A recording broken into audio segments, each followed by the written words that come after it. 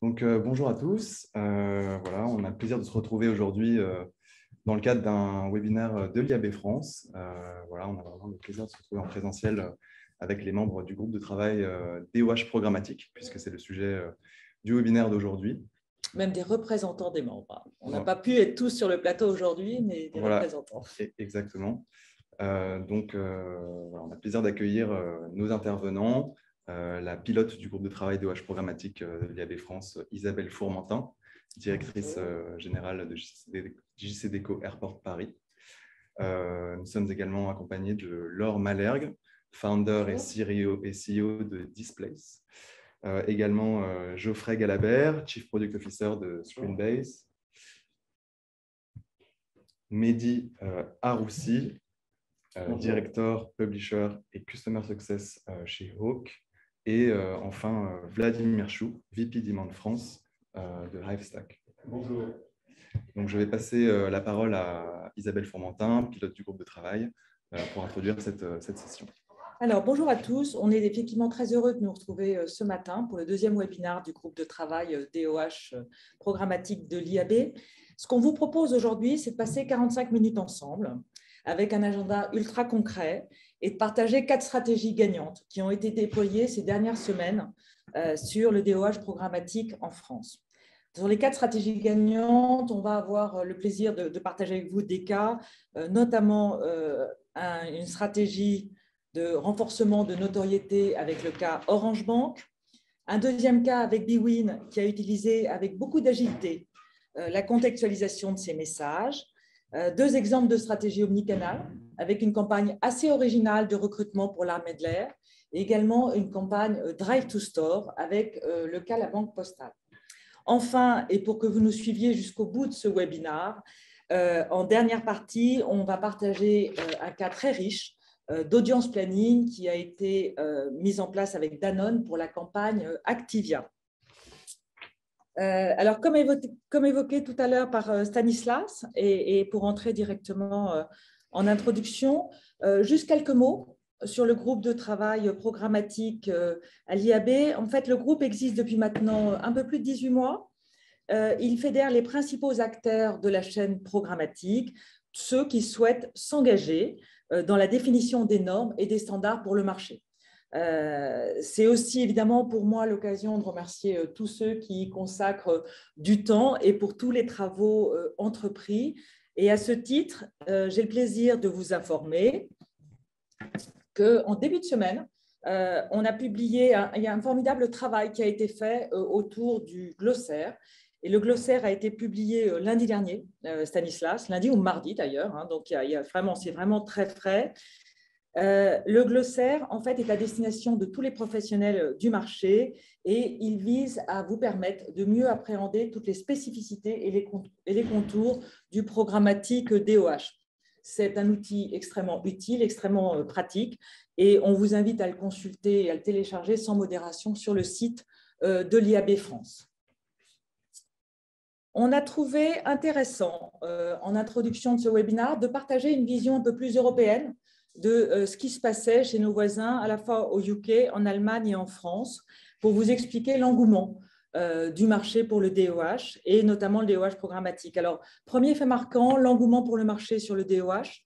Vous pouvez voir à travers les éléments qui s'affichent là sur vos ordinateurs qu'au UK, c'est là où le DOH est le plus développé, il représente 63% des investissements de l'OH au UK. Et vous voyez que la projection, et c'est ce qui est intéressant de voir sur ce tableau, la projection en 2025, on le projette à 69%. En Allemagne, le DOH représente 25% du marché de l'OH et il est projeté à 31%.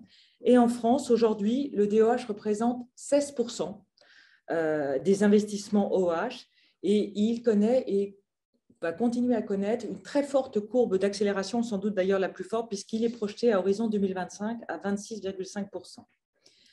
Deuxième fait marquant sur cette slide à partager ensemble, c'est la part croissante du programmatique dans l'achat du DOH. On voit qu'au UK, finalement, en 2020, ça représentait près de 63 millions de livres. Et on voit qu'en 2025, en Allemagne, cela représente 553 millions d'euros.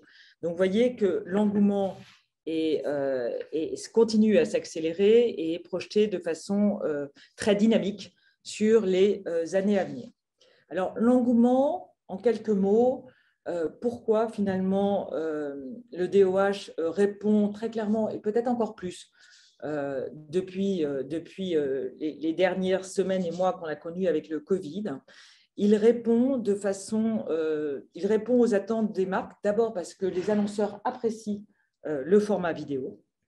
Et c'est très important aussi de le partager sur ce format-là. Et puis également, le programmatique, grâce à sa capacité, ce qu'il offre dans sa capacité à monitorer les campagnes en temps réel avec des fonctionnalités de stop and go, avec des fonctionnalités de contextualisation des messages, et puis la capacité qui vous est offerte de pouvoir monitorer ces cibles avec une plus forte granularité. Rapidement, je vais passer très vite sur cette slide pour laisser plus de temps aux speakers. L'important, c'est juste de vous rappeler que le lancement des premières campagnes DOH RTB en France, ça date d'il y a quand même très peu de temps, 7-8 mois. On est en juillet 2021. En ce qui concerne le DOH, tous les acteurs se sont lancés en mettant à disposition des inventaires premium, et leurs inventaires premium, voire l'intégralité de tous leurs inventaires, en tout cas majoritairement, et que le nombre d'inventaires continue à évoluer et avec une rapidité assez presque, je dirais, déconcertante.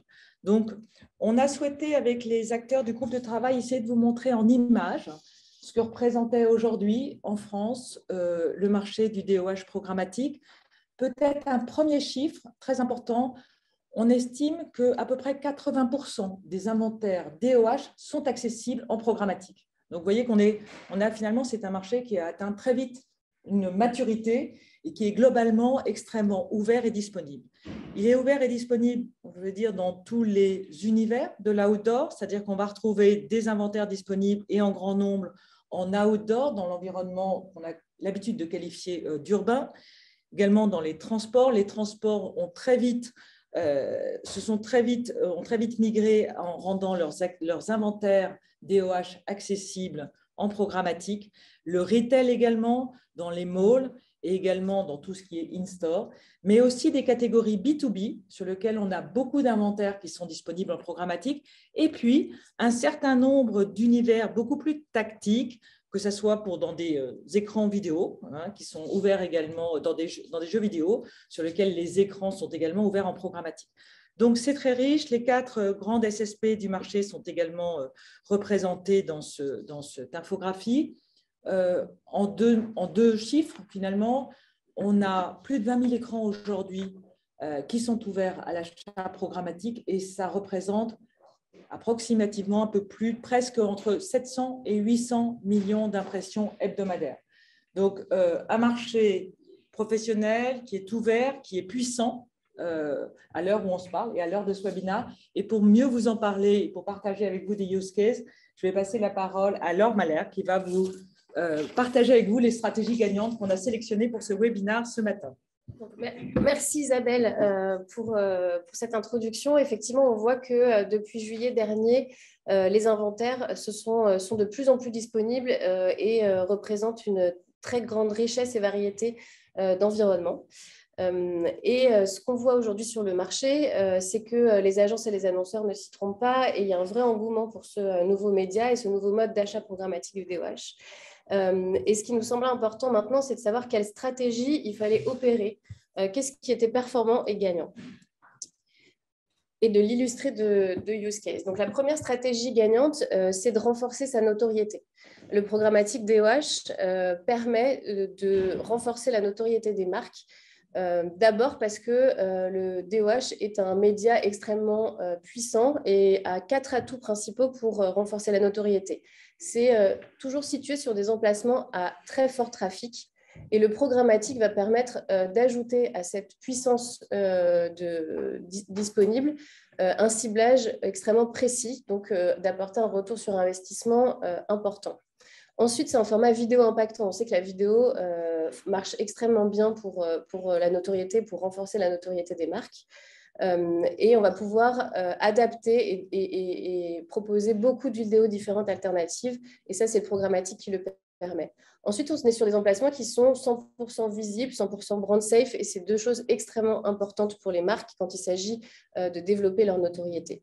Et enfin, c'est un format qui est jugé par les audiences et qui est plébiscité, qui est non intrusif. On n'est pas sur des devices personnels, mais sur des devices publics. Et le programmatique, en permettant de contextualiser les messages, va renforcer ce côté non intrusif extrêmement aussi important pour la notoriété. Pour faire un use case branding performant, il faut le mesurer. Et c'est ça aussi qu'apporte le programmatique avec le post-test automatisé. Donc là, je vous propose de vous expliquer la méthodologie rapidement, les principes du post-test automatisé et de donner quelques résultats. Sur la méthodologie, on va venir regarder et interroger les personnes qui vont être exposées à la campagne, soit en calculant une zone d'exposition, soit en reciblant les device ID mobiles qui sont à proximité des panneaux. Et on va faire passer en fait une enquête et définir les gens qui ont été exposés, les gens qui n'ont pas été exposés. Et on travaille sur de l'uplift, c'est-à-dire qu'on va regarder les items de notoriété, comment est-ce qu'ils ont progressé entre les gens exposés et les gens qui n'ont pas été exposés. Ce qu'on va regarder comme item, c'est par exemple la notoriété de la marque, c'est est-ce que le message a été compris, la perception et l'image de la marque, et enfin et surtout la considération. Et c'est là où on a aussi une performance. Est-ce que les gens exposés vont davantage souhaiter considérer cette marque dans l'achat de leurs services? Est-ce qu'ils vont se rendre davantage en magasin? Donc sur la DSP Displays, on utilise par exemple Epidemics on a à peu près 40% de nos campagnes qui sont post-testées. Et ce qu'on a pu observer sur à peu près 50 campagnes post-testées, c'est qu'on a une très belle performance sur la considération en programmatique DOH. Donc, c'est plus 16% de considération d'achat pour les marques entre les personnes qui ont été exposées et les personnes non exposées. Un cas d'utilisation du programmatique DOH pour développer sa notoriété, c'est Orange Bank qui a été opéré donc, sur notre DSP Displays avec le trading desk Jellyfish. Sur les panneaux de JC Deco et d'E-Media Center, l'objectif était de développer la notoriété en cross-channel, display et DOH. Il y a eu 8 millions d'impressions délivrées, autour d'1 1400 écrans activés tout au long de la campagne. Et un très gros score d'uplift sur la notoriété, puisque c'est plus 24% de notoriété entre les gens qui ont été exposés aux panneaux DOH par rapport aux gens qui n'ont pas été exposés. Et la considération, donc 49% des personnes qui ont été interrogées et exposées au message souhaitaient considérer Orange Bank dans leur achat de services. Une deuxième stratégie gagnante, c'est la contextualisation en temps réel. On sait qu'on est sur une tendance de marché au niveau de la tech qui va de moins en moins vers la personnalisation et de plus en plus vers la contextualisation. Et ça tombe bien puisque le DOH est nativement un média contextuel. Et le programmatique va renforcer les capacités de contextualisation des messages, notamment du DOH. Une des mécaniques pour bénéficier au maximum de cette contextualisation, c'est l'adaptation automatique des messages, donc la Dynamic Content Optimization, DCO, qui va être opérée en programmatique. Un petit focus pareil sur la méthodologie et puis et les performances. Au niveau de la méthodologie, on va avoir un certain nombre d'écrans qui sont disponibles directement en HTML5. Donc, ça veut dire que la plupart des stratégies qui sont opérées en web ou en mobile vont pouvoir être répliquées en adaptant uniquement le format, mais pas le principe de l'HTML. Une partie des écrans ne sont pas encore disponibles en HTML5, mais on va pouvoir prévalider un template vidéo et venir afficher en live de l'HTML5 qui va permettre d'afficher uniquement les informations temps réel et donc d'avoir cette contextualisation. Et c'est extrêmement performant comme mécanique quand on contextualise un message sur un écran.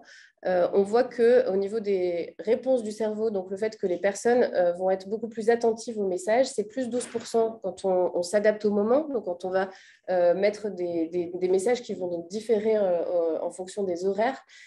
C'est plus 18% quand on adapte le contenu à l'environnement et c'est plus 32% quand on a une combinaison de moments, de contextualisation de moments et de contenu. Et ce qu'on voit, nous, c'est que finalement, la DCO va être disponible en mobile ou display et ajouter le DOH, notamment pour des campagnes de fil rouge, c'est-à-dire des campagnes où on va définir un budget sur 4 mois, sur 6 mois, une stratégie extrêmement ciblée qui va s'activer tout au long de l'année ensuite. Donc, il y a un effort de setup et ensuite, les campagnes vont pouvoir être déroulées tout au long des semaines. Ici, c'est le cas de Bwin, donc des paris sportifs opérés par Matterkind en Belgique sur la plateforme Dispace, où on a activé des panneaux plutôt dans un environnement urbain et des malls autour des stades de foot. Ils savent que les cotations des matchs varient énormément les 3 premières heures avant un match de foot. Et c'est là où les gens sont les plus susceptibles de parier, notamment pour l'équipe de foot de leur ville. Et donc, on a été opérer des campagnes avec les cotations live autour des stades de foot pour le match 3 heures avant le début du match. Et donc, cette campagne est en cours en ce moment, va durer pendant 6 mois et c'est 706 000 créas différentes finalement qui sont diffusées et un seul template a été réalisé et ça permet d'activer cette campagne sur plus de 215 écrans. Donc, nous, on encourage toutes les marques et les agences qui opèrent aujourd'hui des stratégies DCO, qui savent que la contextualisation est importante pour leur marque, à venir ajouter le DOH dans leur stratégie programmatique DCO. Et maintenant, je vais passer la parole à Mehdi. Merci, Laure. Bonjour à tous. Alors, moi, de mon côté, j'ai choisi de parler de omnicanalité et de stratégie DOH plus mobile. Donc, quand on parle de stratégie omnicanal, en programmatique, on parle là de campagne opérée en DOH plus un autre média ou un autre device depuis une seule DSP, ce qui permet de pouvoir proposer des combinaisons qu'on va pouvoir voir immédiatement, soit sur des objectifs de notoriété, ou dans le deuxième cas, le case study que je vais vous présenter, de pouvoir générer des visites en magasin.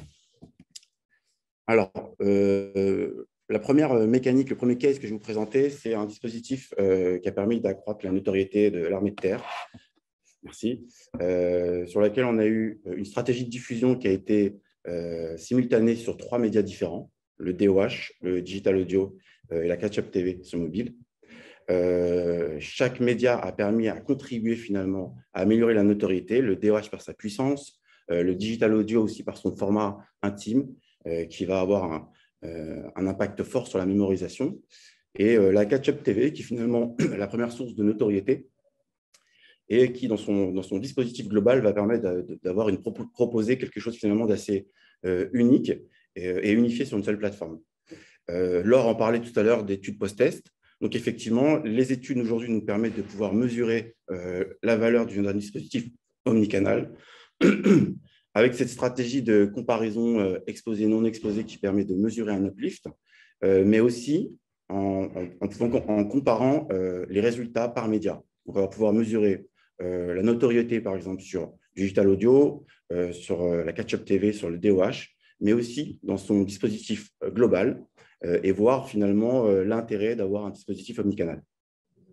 Donc, on a 2 possibilités pour le faire, soit d'adresser un formulaire, un questionnaire par média, qui nous permet de pouvoir mesurer l'impact sur la notoriété, soit d'attribuer une question média, dans laquelle on dira comment avez-vous, par exemple, consulté cette publicité en audio, sur le DOH ou sur un écran TV, et à la fin de pouvoir définir la valeur d'une exposition sur ces 3 médias. Donc, pour illustrer ce case, on a eu le cas de l'armée de terre.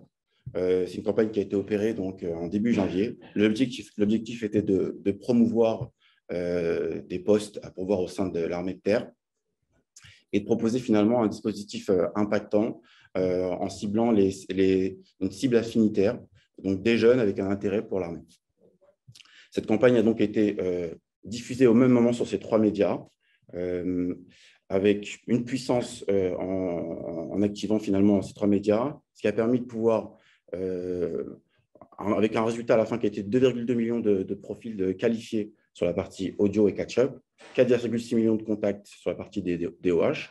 Et le chiffre qui est intéressant finalement, c'est la mémorisation de 73% sur les exposés aux 3 médias, qui était finalement 18 points supérieurs à la mémorisation de l'audio seul, qui a déjà une mémorisation assez importante, et de 42 points supérieurs sur le DOH seul.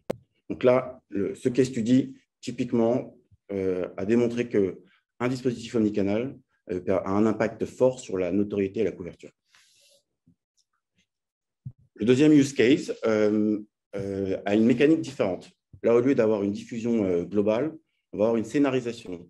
Cette scénarisation, on va l'orchestrer finalement grâce notamment au DOH retargeting, avec une première phase de diffusion sur les 3 médias, DOH, display mobile et audio.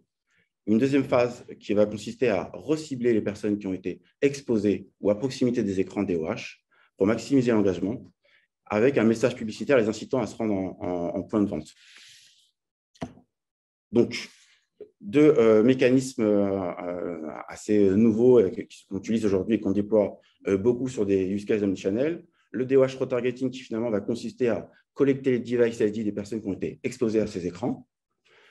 Et ensuite, recibler ces ID sur des stratégies display ou audio avec des messages personnalisés qui vont inviter finalement les utilisateurs à se rendre en magasin. La deuxième mécanique qui est importante également, c'est le fait de pouvoir calculer des visites en magasin, calculer un uplift. Donc aujourd'hui, on fonctionne via un partenaire AdSquare notamment, mais il y en a d'autres, qui vont nous permettre excusez-moi, de collecter les ID des personnes qui ont été exposées et d'aller récupérer ces visites en magasin. On a aussi la possibilité sur la plateforme de pouvoir calculer un uplift, ça veut dire identifier via des groupes de contrôle exposés, non exposés, ceux qui ont déjà été exposés à cette campagne ou non, et de pouvoir mesurer un incrémental de visites générées.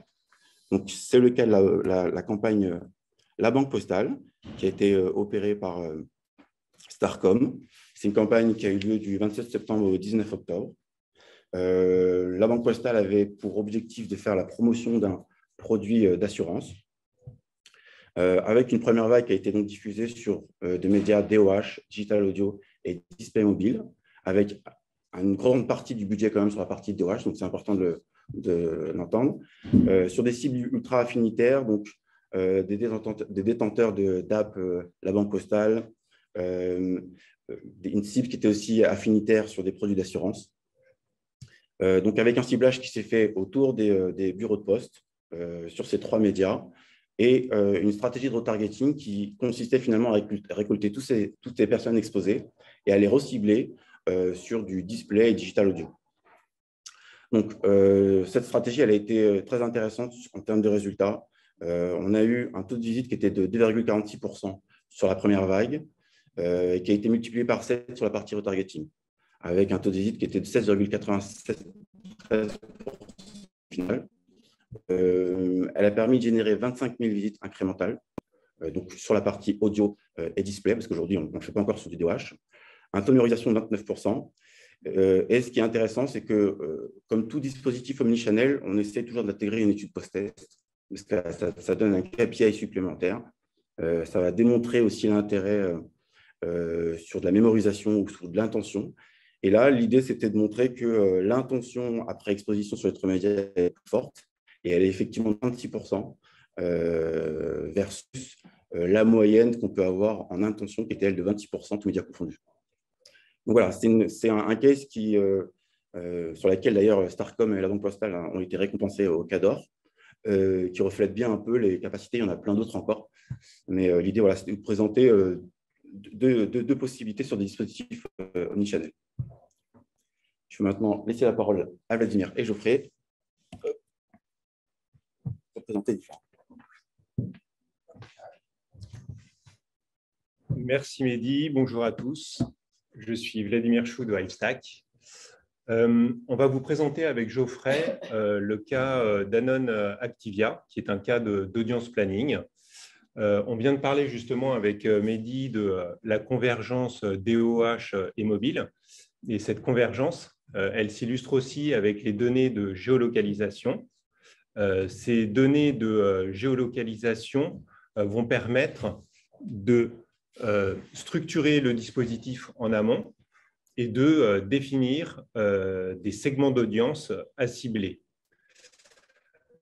Ces données de géolocalisation, donc directement intégrées dans la DSP Hivestack qui a été utilisée pour ce cas, sont des données brutes qui vont permettre de définir donc, sur mesure des segments d'audience en utilisant les habitudes de déplacement, la mobilité des individus et les comportements de consommation de ces individus à travers les enseignes fréquentées.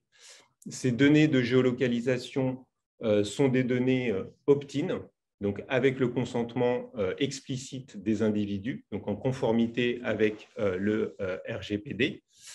Et je vais donc maintenant laisser Geoffrey vous présenter les résultats de ce cas. Alors, bonjour à tous, Geoffrey Guelabert, en charge de l'activité programmatique chez Screenbase. Alors voilà, effectivement, c'est un cas, c'est notre premier cas programmatique que l'on a réalisé chez Screenbase pour Mediacom. C'est une campagne donc orientée audience-based. L'objectif d'Activia, c'était donc de soutenir la nouvelle communication d'Activia auprès de deux cibles, deux segments très spécifiques, des digestive well-being et des preventive health. Donc, concrètement, ce n'était pas forcément des cibles qu'on pouvait retravailler ou travailler correctement avec des données sociodémo. Donc, la donnée mobile était indispensable pour remonter, pour en tout cas construire des segments d'audience qui intègrent un volet, en tout cas des critères comportementaux. Alors effectivement, la plateforme Hivestack nous a permis d'identifier des lieux particulièrement fréquentés par ces deux audiences. Ces deux audiences, donc, on s'appuie sur les données TGI pour identifier des lieux particulièrement fréquentés par ces deux audiences. Et ensuite, on a collecté des device ID que l'on a retrouvés donc, dans ces points d'intérêt fréquentés par ces deux audiences. Les preventive health, pour vous donner une définition de ce segment, c'est des consommateurs pour qui leur consommation alimentaire les aide à rester en bonne santé, et les digestive well-being, des consommateurs à la recherche de produits favorisant leur bien-être intestinal. On a opéré cette campagne sur 4 grandes agglomérations. On a eu un volume d'impressions, on a eu 27 millions d'impressions délivrées sur 3 semaines de campagne. Et effectivement, ça nous semblait indispensable de post-tester cette campagne en mesurant l'efficacité publicitaire, surtout quand on est sur le développement d'une nouvelle activité. C'est vraiment fondamental d'avoir des enseignements, des insights. Et ici, donc, les résultats ont été très probants, très intéressants. On a eu 22% de mémorisation supplémentaire par rapport à un benchmark DOH classique. Donc, ça démontre bien que lorsque l'on diffuse auprès d'une audience ciblée, sensible au message que l'on souhaite véhiculer, on voit que la mémorisation également est beaucoup plus forte. Cette mémorisation, quand on regarde comment elle s'est comportée sur nos 2 segments d'audience, on voit qu'on a également 24% de mémorisation supplémentaire par rapport au benchmark DOH classique auprès des digestive well-being, et on progresse encore davantage sur la mémorisation auprès des preventive health avec 32% d'augmentation versus toujours un cas, d'un benchmark DOH classique. On a mesuré aussi des intentions, la considération, donc l'intention de tester, d'acheter ou de parler du produit. Et là, effectivement, on a 46% d'intentions supplémentaires auprès des exposés DOH programmatiques versus les non exposés. Donc là, encore une fois, un très fort écart entre les personnes exposées et non exposées. Voilà pour ce cas audience planning. Il faut savoir que c'est quelque chose que l'on cherche à développer beaucoup chez Screenbase, parce qu'effectivement, c'est le cœur même de notre positionnement programmatique DOH, et ça permet vraiment d'avoir un vrai point de différenciation avec le DOH acheté en gré à gré. Alors, pour vous donner un petit peu de visibilité sur les chantiers en cours et à suivre au sein de l'IAB et au sein du groupe de travail, il faut savoir qu'on va vraiment essayer de vous alimenter régulièrement sur les nouveautés et l'actualité en lien avec le programmatique DOH. Donc, ça va passer par la publication d'infographies. La prochaine aura lieu en avril. On refera un point sur l'inventaire DOH disponible en programmatique, même si vous avez déjà vu un bel aperçu aujourd'hui. On va organiser un second webinaire sur le second semestre 2022. On vous tiendra informé de l'ordre du jour. On va évidemment enrichir le glossaire qui est sorti cette semaine pour justement toujours vous donner les bons guides et usages du programmatique DOH. Et enfin, un projet fil rouge sur toute l'année 2022 au sein du groupe de travail, ça sera de proposer un livre blanc dédié au programmatique DOH.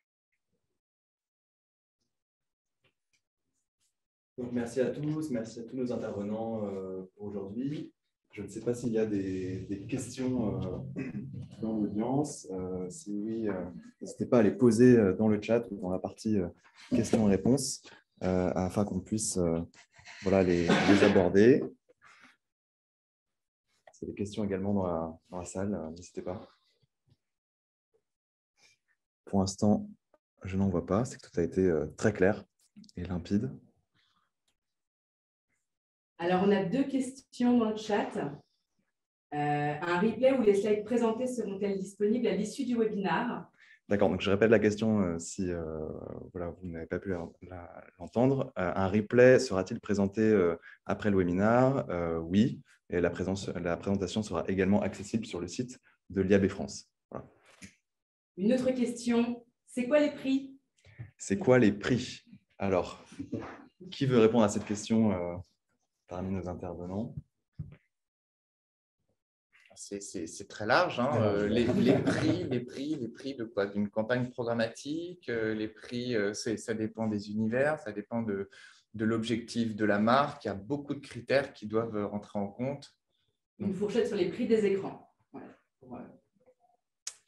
Sur les prix des écrans, on est de mémoire en dessous de la moyenne constaté en programmatique DOH sur les autres pays versus la France. Donc, on est quand même bien positionné sur le marché français. J'aurais tendance à dire qu'on se situe entre 8 et 10 euros du CPM en fonction des univers. Si vous avez d'autres observations. Effectivement, je ne sais pas si on m'entend bien. Le CPM moyen, il se situe effectivement entre 8 et 10 euros. Après, comme on l'a vu justement sur l'infographie, c'est un marché qui est quand même très segmenté, très fragmenté, et avec des univers assez différents. Pour le coup, on observe des CPM qui commencent à 5 euros et qui vont jusqu'à 25 euros. Ensuite, avec bien évidemment les différents critères de ciblage qui s'ajoutent à la campagne. Et peut-être rappeler donc, le mode d'achat principal, c'est la private marketplace.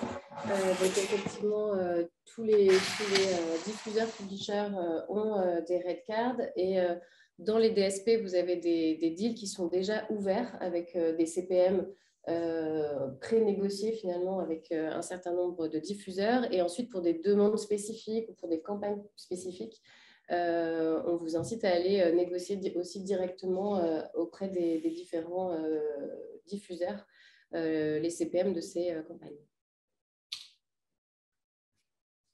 Une autre question dans l'Assemblée, est-ce qu'il y a des catégories, des secteurs qui sont plus intéressés par les campagnes programmatiques DOH que d'autres? Est-ce que vous sentez en tout cas cette tendance? On sent une tendance à vraiment vouloir tester ce nouveau média, ce nouveau mode d'achat, parce que c'est un média qui existe déjà, mais depuis longtemps. En fait, on a vu à travers les 4 stratégies gagnantes que toutes les marques peuvent être concernées par le fait de renforcer leur notoriété, par le fait de contextualiser des messages. Donc, il y a différentes... C'était pour ça qu'on voulait vous montrer ces stratégies-là, c'est que rentrer par un de ces 4 cas permet à toutes les marques, en fait, de bénéficier du programmatique DOH. Ça veut dire, si on a déjà des stratégies de Dynamic Content Optimization en place sur d'autres médias, toute l'omnicanalité qui a été aussi présentée par Mehdi montre comment on intègre cette fois, c'est notre approche, le DOH, dans un plan média un peu plus global. Et ensuite, utiliser le programmatique DOH pour suivre des audiences extrêmement ciblées, notamment à partir de groupes vraiment précis qu'on ne peut pas retrouver uniquement en catégorie socio-professionnelle. Et ça montre que toutes les marques peuvent être concernées. C'est ce qu'on a vu à travers la richesse des différentes marques présentées dans les use cases aujourd'hui. Peut-être, et puis rajouter que c'est non seulement le spectre est très large, à la fois des secteurs, ce qu'évoquait Laure, ce qu'on vous a montré, des stratégies omnicanales, des stratégies ciblées, mais également du B2C comme du B2B, des campagnes locales comme des campagnes nationales. En fait, avec évidemment la technologie et tout ce que nous ouvre aujourd'hui le programmatique, ça nous permet justement d'avoir un spectre qui est extrêmement large et véritablement avec une granularité à la fois les annonceurs et leurs conseils peuvent mettre en place grâce au programmatique. Alors, on a encore quelques questions. Donc, par rapport au dispositif mobile DOH, comment la mesure se fait-elle et comment l'individu est relié à l'audience de l'écran? Notamment sur... C'est une question pour moi. Voilà. La mesure, on l'a fait notamment avec des partenaires comme AdSquare qui vont nous permettre de nous donner les outils pour pouvoir collecter les device ID. Donc, on fonctionne avec le device ID, c'est le dénominateur commun, que ce soit sur du digital audio, du mobile, dans la façon dont on va collecter les ID, les identifiants, les personnes exposées aux écrans de Watch. Donc, ils vont, sur la partie mesure en magasin, notamment, nous aider à identifier ces ID et les retrouver en magasin, nous permettre aussi d'avoir cette méthodologie qui va comparer des exposés et non exposés pour mesurer un uplift. Et ensuite, globalement, sur les études post-test, je leur en parlais également, on le fait aussi principalement via le device ID. On va s'adresser à un panel de 300 à 500 répondants qui ont été exposés aux messages publicitaires ou à proximité, et on va les adresser ensuite avec des questions pour connaître leur engagement, la mémorisation d'un produit ou d'une marque, mesurer la notoriété. Donc aujourd'hui, des partenaires tiers comme AdSquare notamment, il y en a d'autres, et ensuite des outils maison qui sont surtout basés sur device ID. Et une autre question qui est corrélée à tes propos, c'est est-il facile de récupérer les données et consentements via mobile? Et quelle est la part des personnes qui acceptent de partager leurs données? Nous, de toute façon, on fait une collecte que s'il y a consentement. On ne peut pas collecter quoi que ce soit sans consentement. Donc, tout le trafic qu'on a, sur lequel on va pouvoir exploiter, explorer, sera uniquement sur ce trafic sur lequel il y a eu le consentement. Ensuite, ça va dépendre des dispositifs, ça va dépendre des campagnes. Il n'y a pas de règles précises, mais aujourd'hui, ça nous donne suffisamment de matière pour pouvoir proposer des études intéressantes. Et puis, sur le cas de la banque postale, on l'a vu, je parlais de visites incrémentales tout à l'heure, il y en a eu 25 000, mais il y a eu aussi 400 000 visites classiques qui ont été réalisées en point de vente. Donc voilà, on a des données pertinentes, intéressantes, qui permettent vraiment de fournir des insights intéressants. Merci. Une question pour Geoffrey et Vladimir concernant le cas Activia. Est-ce que pour le DOH classique, vous avez utilisé des cibles lookalike ou avez-vous pu utiliser le même ciblage qu'en programmatique avec les Preventive Health et Suggestive Wellbeing? Alors, c'est une campagne qui a été faite 100% programmatique, cette campagne Activia. Donc, on n'a pas pu réexploiter concrètement des données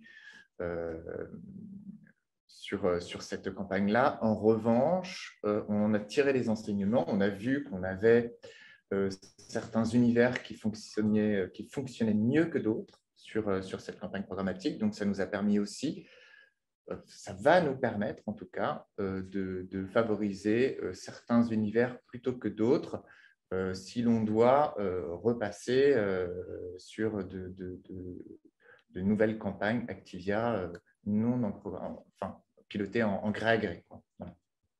Je vais ajouter un point sur cette partie-là, c'est qu'on se parle pas seulement de la cible et de planification en fait, pour des endroits où sont majoritairement cette cible, mais on se parle bien de suivi live des audiences, ce qui exclut le fait de pouvoir l'opérer en média planning, c'est-à-dire qu'avant la campagne, c'est vraiment à chaque heure, à chaque moment qu'on va définir si ce panneau est disponible ou pas. Donc en fait, on ne planifie pas à l'avance en se disant de telle heure à telle heure, je vais activer ce panneau. C'est vraiment en temps réel que le DSP va opérer du suivi live des audiences et on va constater où la diffusion a été réalisée dans un périmètre sécurisé et whitelisté d'écran qui lui a été prédéfini.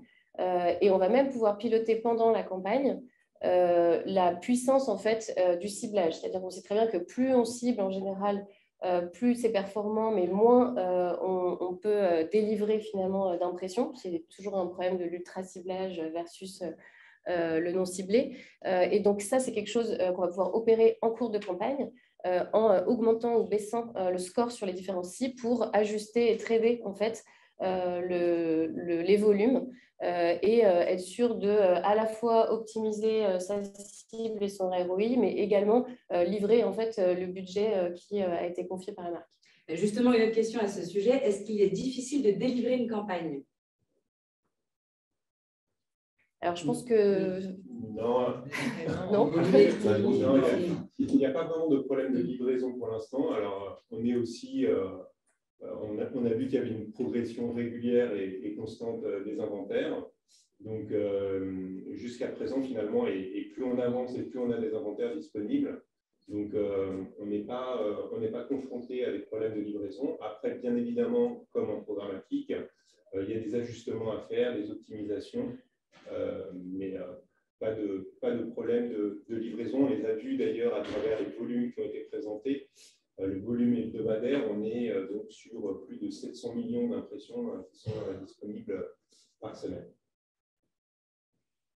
Très bien. Et justement, en termes de volumétrie, 800 millions d'impressions donc hebdomadaires, ça paraît un peu par rapport au web, en regard du display. Donc, est-ce que il faut les comparer? Ce sont des médias qu'il faut comparer ou est-ce qu'on s'attend à avoir plus justement de l'impression dans les semaines à venir?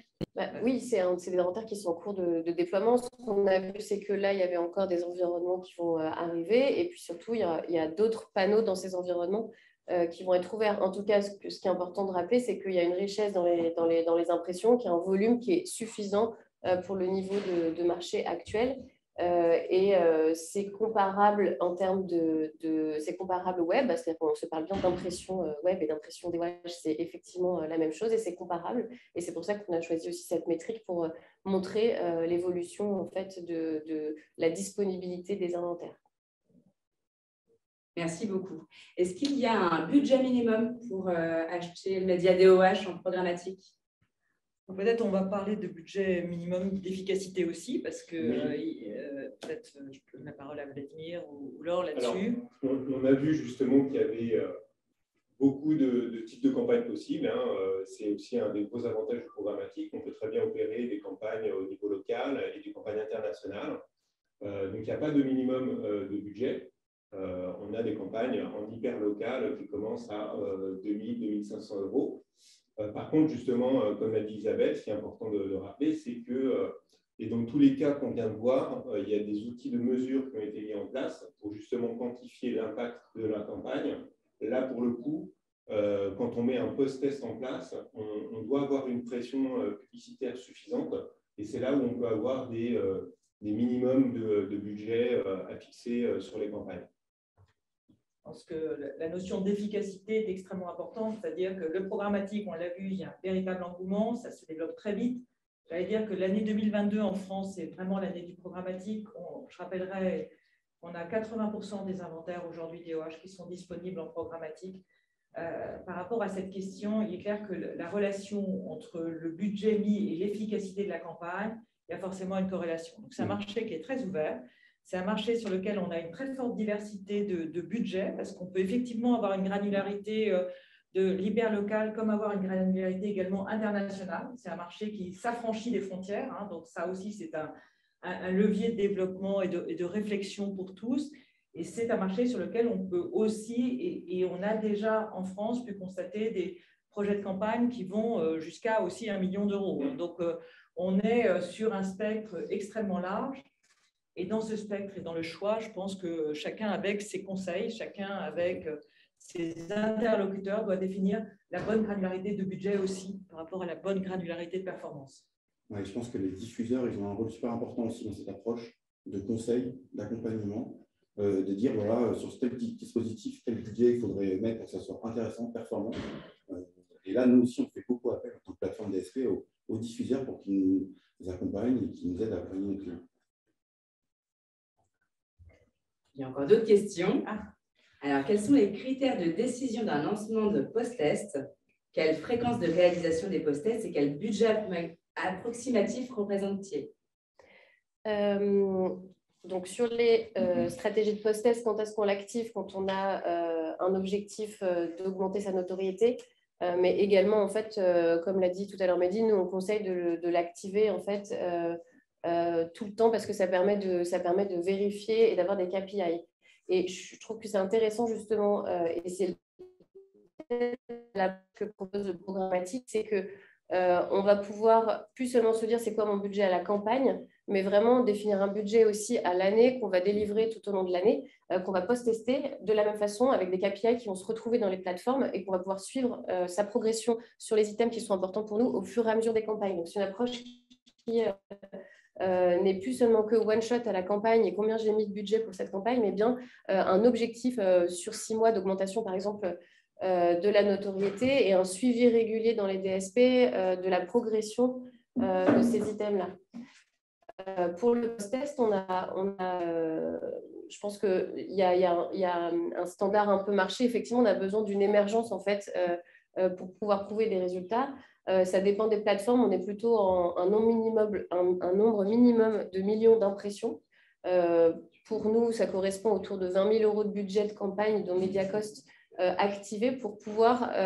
nous, on sait qu'à partir de ça, on va être capable d'avoir suffisamment de personnes exposées pour aller chercher quelque chose de représentatif aussi. Donc, en plus de la performance et la représentativité, on ne sort jamais une étude de post-test à moins de 300 répondants parce que sinon, ce n'est pas représentatif. Je crois que Mehdi l'a dit à peu près, on est tous entre 200, 400. En tout cas, il nous faut au moins 300 répondants, donc 150 exposés, 150 non exposés, pour pouvoir se dire que c'est représentatif et mesurer quelque chose qui est vraiment concrètement représentatif et une performance, parce que l'objectif, c'est ça. Merci beaucoup. J'ai encore 2 questions.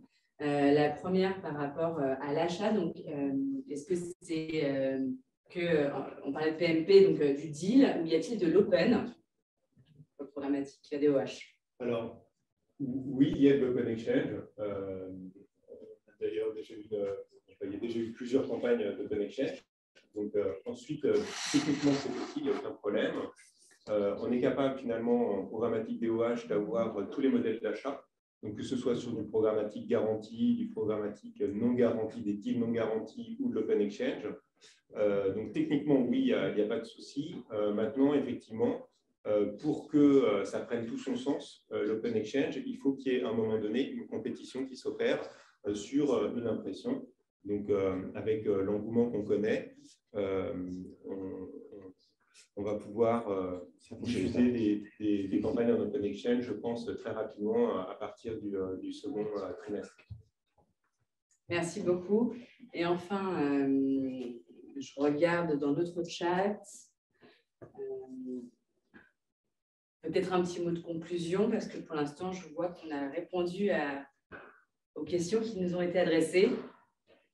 En petit mot de conclusion, d'abord, bien évidemment, vous remercier tous qui avaient eu un peu d'intérêt pour notre webinaire aujourd'hui. Remercier bien évidemment l'ensemble des speakers, remercier l'IAB France, vous remercier parce que c'est vrai que c'est assez rare d'avoir autant de questions. Donc, vous remerciez tous pour votre interactivité. J'espère qu'on a été très clair. L'approche qu'on a souhaité faire avec l'ensemble des membres du groupe aujourd'hui, c'était véritablement de partager des use cases.